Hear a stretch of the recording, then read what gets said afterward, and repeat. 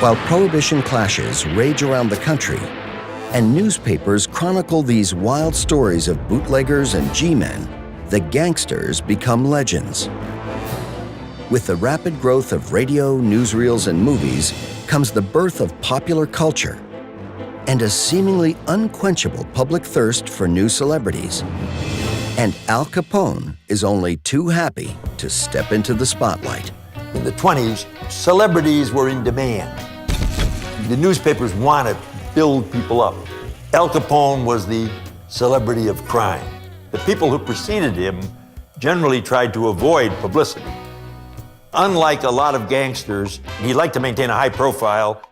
You have to ask yourself, how did somebody like that become so famous? For Babe Ruth, he was famous because he was on the movie reels and because he was playing in the World Series every year.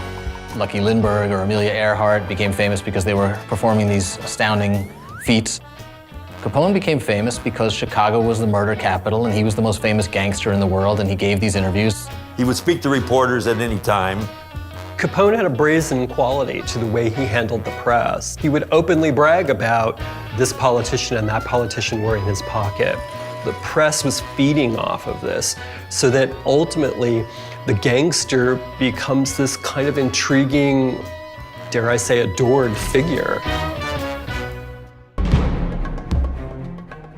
The tabloids are emerging and prospering thanks to media figures like Al Capone. The tabloids are a lot splashier than the traditional broadsheets. They're the newcomers. They're trying to get more attention.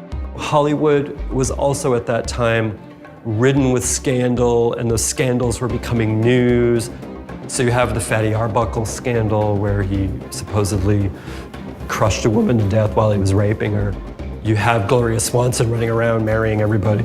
And all of this is great for the tabloids. They love these sensational stories. They don't take themselves quite as seriously, and the gangsters are a huge source of news for these guys. The tabloids love the gangsters, and they want to make them even bigger celebrities. You could choose Al Capone or Albert Einstein. Albert Einstein isn't going to have the magazine flying off the stands. Everybody knows Al Capone. Everybody wants to hear about Al Capone. And Capone is a great story, and he knows it. And he's good with the media, and he knows it. Maybe the best way to explain it for people who think they shouldn't have been covering it, the New York Times was then considered the stodgiest paper in the world, and the publisher was asked, why are you covering this murder trial that was going on? And he said, well, when the tabloids publish it, it's smut. When we publish it, it's sociology.